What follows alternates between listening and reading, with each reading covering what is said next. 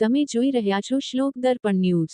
વડોદરા શહેરમાં માંજલપુર તુલસીધામ સ્થિત શ્રીજી ટેનમેન્ટમાં આજે બપોરે બની ઘટના. એરફોર્સમાંથી રિટાયર થયેલા હરિન્દર શર્માએ પત્ની નીલમ શર્મા પર કર્યું ફાયરિંગ.